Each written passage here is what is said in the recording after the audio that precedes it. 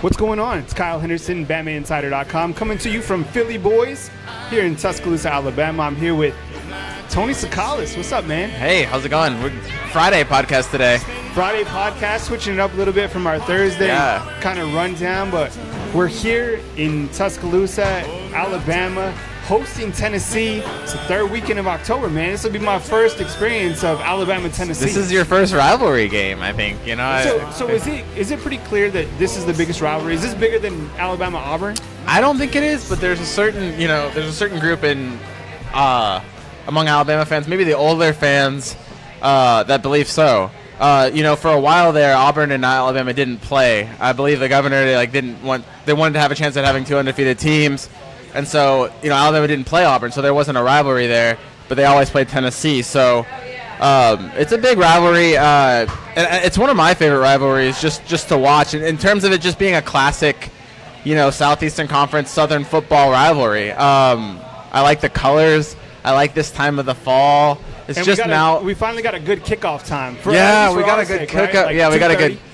It's my favorite. One of my favorite kickoff times, and I just like the weather. Just the classicness of this game. Everything about this game is right. I wish Alabama wasn't a 36-point favorite. I wish it was more of a close game, but hey, you get what you get. And we can dive into that, and we'll break down the podcast, and we'll kind of go through a couple segments, and we'll talk about the game. We'll talk about some life here in Tuscaloosa. We'll talk about a new breakfast spot that I discovered kind of not really by accident. I've driven by it a couple times, and we'll talk about, of course, Philly Boyz, where you can come in and get your tailgate special from Philly Boyz. Feeds 8 to 10 people, only $49.99. 3 feet of cheesesteak, bowls of cheese, grilled onions, mushrooms, peppers, and my favorite part, 3 feet of fries. 3 feet of fries, right?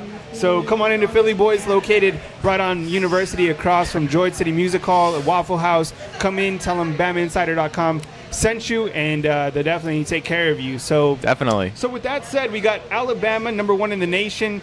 And while a lot of these top 5 teams in the nation have struggled over the last couple weeks, Alabama has remained the juggernaut of college football. They host Tennessee, and as you mentioned earlier, they are a 36-point favorite in this game. It's still a rivalry game, and Saban has said all week that this team has needed to remain focused and that Tennessee could very well come into this game and play their best game of the season, just considering that Tennessee has gone through a lot of some turmoil over the last couple weeks. So what's your kind of early assessment of this game? Yeah, it was definitely, if you watched his Wednesday news conference, he was definitely a little bit heated. I think he was waiting for a question to go off on. He just never got that question. I know he didn't really like my question, the way it was worded about Henry Ruggs being a touchdown threat, but he really wanted to have a chance to kind of stress to his team the importance of this game. And we saw that in his radio show, too. He said, he didn't say that they had a bad week of practice, but he said that they had a bad week of practice. He didn't want to talk about practice, but they got it straightened out on Thursday. Thursday is kind of the biggest day for practice. It's kind of when it's like kind of the do-or-die day for practice. So it looks like, they had a come-to-Jesus practice on Thursday, and that usually doesn't fare well for the other team. So things don't look great for Tennessee right now. And while everybody has their cigars ready to smoke, I mean, this game, would you say could still – I mean, it's obviously it's all Alabama, but talking to the Tennessee beat writer this week, or at least the Tennessee rival staff, what did they kind of fill you in about Tennessee, and what, if anything, is going well for the Volunteers? Oh, the Volunteers, there's a little bit of unknowns. They have the freshman quarterback, is it Garantano? He looked okay his first game, but for a freshman, he looked all right. We saw last week though what a freshman will do against Alabama's defense. Not much. Yeah, not much. So I don't really expect it to be too much different than what happened in Arkansas last week, or against Arkansas. It was in Tuscaloosa last week. They have one of the best running backs in the SEC in John Kelly. He's a really dynamic back. He's a real powerful back. He's not the biggest, but he's a very strong back.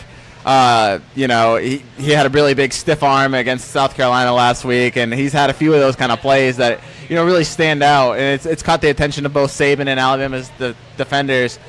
They've got a good kick return team as well.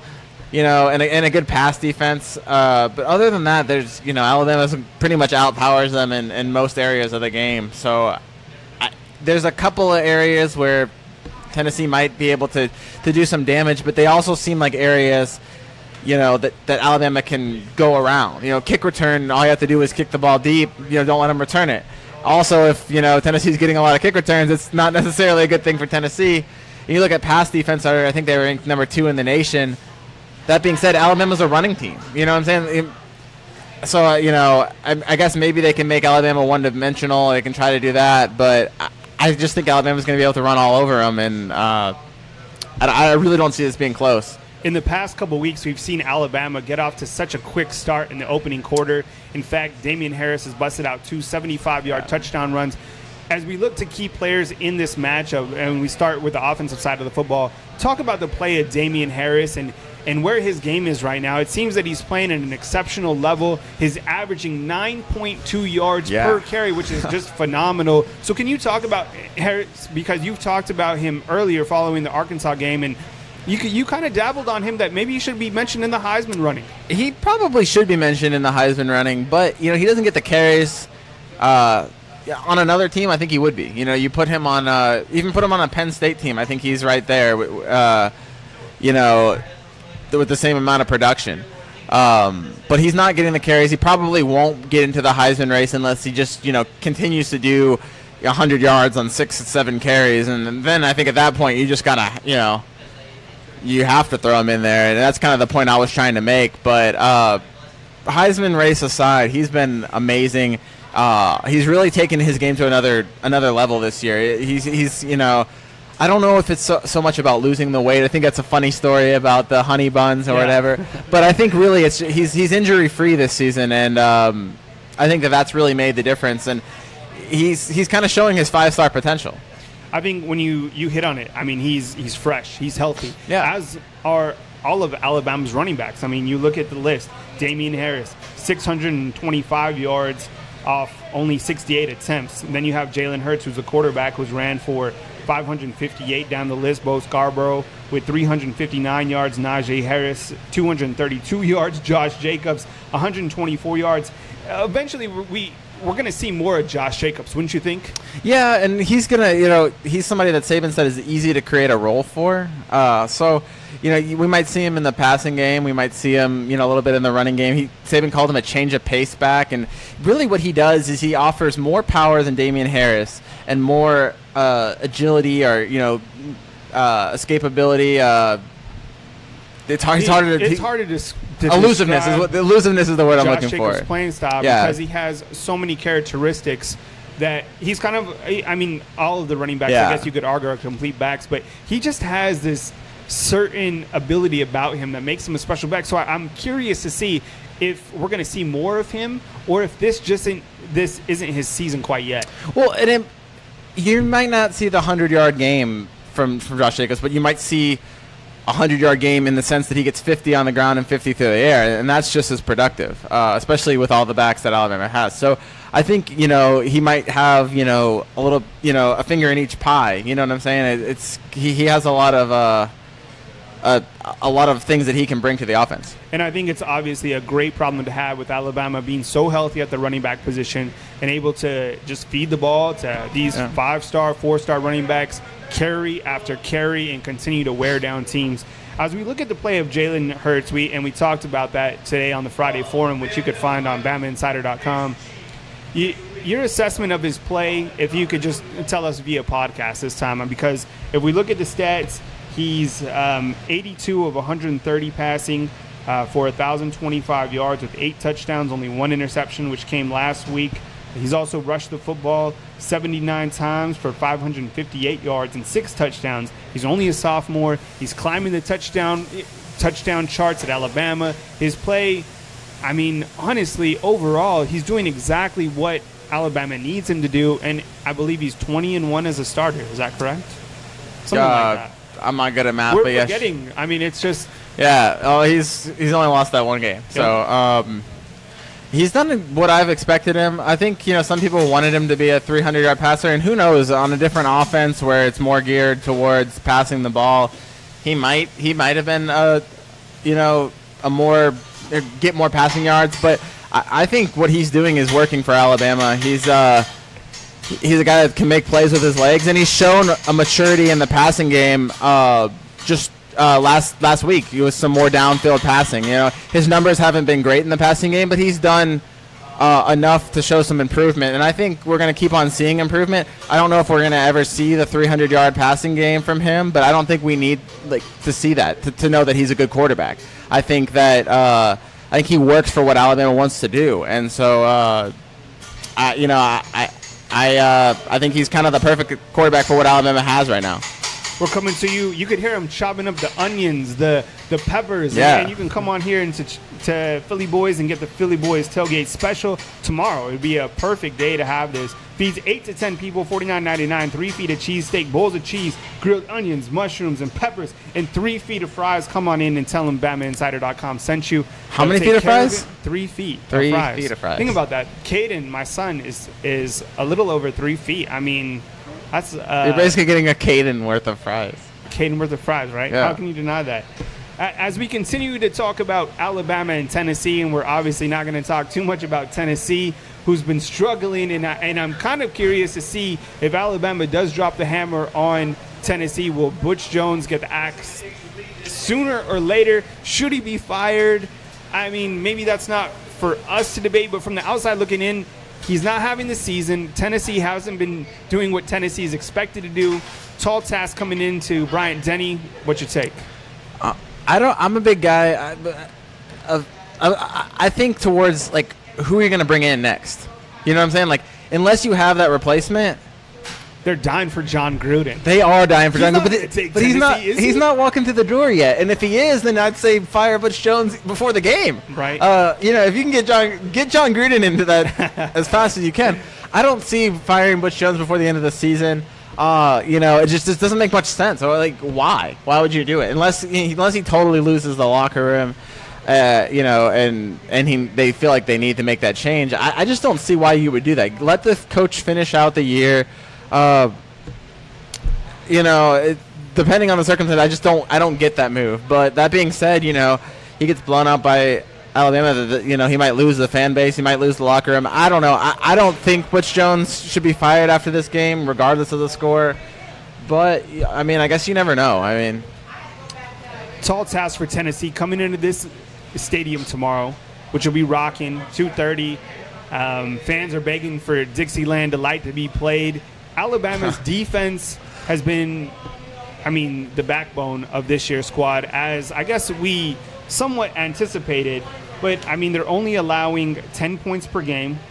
And this stat really blows my mind. They're only allowing 66 yards of rushing per game. Can you talk about the typical Alabama defense, though? Yeah, that's always that's a staple. Stop the run. Yeah. But talk about the defense overall and what has surprised you, because I think coming into this season, there was a lot of question marks about the defensive line and whether they're going to be able to fill the holes left by Jonathan Allen, Dalvin Tomlinson, and they've done just that. Yeah, they have so much talent on the defensive line. They recruit so well at the defensive line that you almost can't be surprised by it anymore, because Alabama always reloads, and even the pass rush has been picking up too, which is really surprising given the talent that they've lost there. You lose your top 4 sacks leaders from last season, and then you lose probably your best 2 pass rushers to season-ending injuries in the opener, and then you're seeing Alabama get to the passer still. So that's been really encouraging as well for the defense. It's just really been a kind of a surprising year. You never expect Alabama to be bad at defense, but it's surprising how good they've been despite how much they've lost this season. Leading tacklers this year for Alabama include Ronnie Harrison, who leads the team in tackles with 42 total tackles. He's playing lights out. Sean Dion Hamilton next on the team in tackles, 34 total tackles. Minka Fitzpatrick having a fantastic season, 32 tackles. Deron Payne, another junior who's having a big year with 29 tackles. And then Raekwon Davis, who's played exceptional, 27 total tackles. Anthony Averett with 26 tackles. As we turn the page and kind of talk about game predictions, and maybe we'll do that in a second, but I wanted to talk about a little bit of Alabama basketball. Now, Yeah, just yeah. recently, the Crimson Tide under Avery Johnson ranked 25th in the coaches poll. Were you surprised by that? First time they've been ranked under Avery Johnson. Wow, So, that's pretty yeah. impressive. I mean, Yeah, it just do shows you think that that has a lot to do with just the recruiting class coming in, or do you think it has to do with returning starters? Well, yeah, it's definitely the recruiting class coming in. But, you know, they've got guys like Dazon Ingram and Braxton Key that I think are going to be really good pieces that are returning. Also, Dante Hall. So there's some talent. It's not just the freshmen, although I think the rating comes from the freshmen. I think, you know, you look at Colin Sexton, you look at John Petty. Those are two guys I think they're going to be, you know, just superstars. Do you think that John Petty is a one-and-done type player? I do. I think that statistically he'll have a better year than Colin Sexton. I know I've been telling you this. Tony's been talking to me about, he's been hyping up John Petty, and I'm not disagreeing with him. I mean, if you're at these practices, if you have the access that we have, these two players are dynamic as we've ever seen. With that said, can you kind of everyone I think knows about Colin Sexton, right? He's how much he brings to the table. He's probably the top freshman in the country. Talk about John Petty and what you like about him. I think John Petty is the best pure scorer on the team. I think he's got a great shot from downtown. I think he's, you know, somebody that can also really drive to the lane. I think he's going to be someone that Colin Sexton can set up for points. There's also going to be a considerable less amount of pressure on him as in comparison to Sexton. You know, you look at this class, this freshman class, and you think Sexton, and he's kind of Petty, you know, on most years would be the guy. This year he's kind of like the second guy. You know, he gets to be the Pippen to Sexton's Jordan. And it's a terrible comparison in terms of skill sets, but you know what I'm saying. He's the number 2 guy on the team, and so I just think he's going to have so much less pressure. He's going to have someone like Sexton setting him up. I really expect him to actually have the better year. Even if Sexton is the better player, better pro player, whatever, I think statistically, I think we're going to see a better year from Petty. I think he's kind of going to be the guy, maybe late that Alabama turns to, you know, for a late 3, or just you don't be surprised if he's the one taking the shot, and especially if Sexton's, you know, drawing double teams or whatever. Alabama basketball opened up their season on November 10th, taking on Memphis, and what should be a very interesting game in my opinion. Followed up by Lipscomb, Alabama A&M, and Texas Arlington. Then they got an interesting one on the 24th with BYU, and then they also take on Minnesota. I believe those aren't they a part of some early season tournament? Is it not the Barclays tournament? Yeah. So I think those are the two teams that they'll play during the end of November. So it's going to be interesting to see what they can do. And Avery Johnson, really excited about this year's program. What do you think of Avery Johnson overall? He's first of all, he's a great coach to cover. He's a great guy.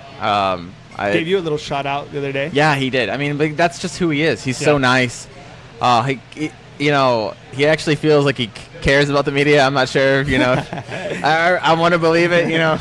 Sometimes when you cover the football team, it's hard to believe that a coach could care about the media, but Avery really does. He really does make you feel, you know, good. Like there's a relationship there. And I think, you know, he's a great basketball coach as well. You know, I think he did a lot. I think he overachieved with the talent he had last season, and I think now he has the talent. So there's a little bit more pressure on him this year because, you know, he is expected to do big things, and he has the talent, and he should do big things this year. But now he finally has the pieces to do it. So I'm kind of interested to see what he can actually do with a talented top 25, possibly even a top 15 team. We're coming to you from Philly Boyz here in Tuscaloosa, Alabama. My name is Kyle Henderson alongside Tony Tsoukalas. You're listening to the BamaInsider.com podcast. We're coming to you again from Philly Boyz, where you could get the tailgate special. Feeds 8 to 10 people, only $49.99. 3 feet of cheesesteak, bowls of cheese, grilled onions, mushrooms, and peppers, and 3 feet of fries. Tell them. And also, if cheesesteaks aren't your thing, they do pizzas. It says right here they have a personal pizza and drink for $6.99. So it's not all about. We got a cheesesteak pizza, which is the marriage of both. You know. Yeah, it was a parties. Marriage that I was kind of a little, you know, uncertain about. It was good. It was kind of what you would expect. It was cheese and steak and on a pizza. So be sure and come in. Give them some business right across from Joy City Music Hall, Waffle House right on University, very close to Bryant-Denny Stadium. And, of course, you can pick up your tailgate special the day of. Walk out, go be the hit of your tailgate by hooking your friends up with a Philly cheesesteak. As we round out the podcast, what's your prediction? I mean, you taking the 36 points as Alabama is a favorite against Tennessee? I mean, is it almost a no-brainer? I think I have to. I think I predicted 49-7, so I can't go back on that now. Right, so okay. I don't know why I want to. You kind of hit it on the head earlier. If Alabama starts hot, then I think it will be a blowout. Yep. If Alabama, though, if they do kind of struggle, maybe like they did against Texas A&M, where they kind of struggled, or they have a period where they kind of stumble around on offense, then I can see the game getting close. I think the more and more they let Tennessee into the game, the more and more that whole rivalry factor hits in. But I'm not a huge fan of saying throw the record books out, or there's a reason why Alabama's 7-0, and there's a reason why Tennessee's 3-3, and I think that it's going to show on Saturday. Yeah, I think you're absolutely right. I think Alabama is focused. Saban Fry got on his team this week. You can't be complacent, especially this time of the season. We've seen Clemson fall. We've seen Washington State fall. Yeah. We've seen the big dogs continue to fall week after week. And that's what separates Alabama from the rest of the pack, is the consistency of performance. And as Saban said, the psychological disposition, that's what he said this week, of the team, has to be at the utmost priority. You cannot smoke the cigar until the game is over if you're an Alabama fan. But I think Alabama drops the hammer on Tennessee. I will see you around 45 to, I don't know, maybe 10 points. So right under the spread. Oh, so you don't get the spread. 45 to 10. Tennessee scores in the scrap part of the game. Same thing we've seen from Alabama, dominance on defense, and I think the offense continues to sizzle on the ground. I expect a big game from Jalen Hurts, just like he had last year against Tennessee as well. Yeah, they had a bunch of running yards last year against Tennessee. So I think Volunteer fans are going to be in for a long day tomorrow. But we want you to continue to check out our podcast. You can subscribe on iTunes or Google Play. Just search for the BamaInsider.com podcast. You can look for Tony's great story on kind of a lot of players reminiscing about what this game means and going back. Can you talk a little bit about your story? Definitely. It's a Friday feature. Yeah, definitely. We talked to 3 former players about just their favorite memory from Tennessee, and it was really nice to see, each one brought a different memory, and it was interesting to see like what was important to them, and all 3 said that they still feel like this rivalry is one of the best in college football. And I know that this rivalry, Alabama's won 10 straight, and it looks like they're going to win 11 straight on Saturday. That happens in rivalries. It does, and I think this is still one of the greatest rivalries. For what it means to so many people, it is. I mean, Mike Johnson, a former offensive lineman, he talked with me, and he said, there's going to come a time when Tennessee starts winning, and Tennessee starts beating Alabama, and the Tennessee fans are going to let Alabama fans hear about it. So he said, as Alabama fans, you should appreciate this time. Appreciate it, because it doesn't last forever. It seems like it's going to last forever, and who knows how long it's going to last. But I kind of agree with him. There will be a time eventually that Tennessee turns things around, and they're going to win a couple games in a row. And it's going to heat up the rivalry. But one thing Mike said, that he said he hopes it doesn't take that long to heat up the rivalry. He hopes that Alabama fans can still enjoy it while they're on top. Well, one thing's for certain: Tennessee's not going to beat Alabama tomorrow, and I don't think that starts tomorrow. So tune in next time, my friends. But for Tony Tsoukalas, for Kyle Henderson, we're coming to you from Philly Boyz here in Tuscaloosa. Be sure and check out all our continuing coverage of the game leading up to Tennessee back on BamaInsider.com. We got tons of recruiting information from Andrew Bone, tons of team content coming from Tony Tsoukalas, and then a wide variety of videos, podcasts, all sorts of fun goodies. Restaurant reviews. Yeah. Check out Wright's Restaurant, too, their new breakfast spot. I had their breakfast, $5 for Wright's. Yeah. So we're going to be having our next podcast from Wright's? No, just kidding. No. Just kidding. The podcast is staying at Philly Boyz. They might get a few kickouts, though, because Wright's is bringing it. But from Philly Boyz here in Tuscaloosa, Alabama, my name is Kyle Henderson. Tony Tsoukalas. Until next time, my friends, we'll catch you soon.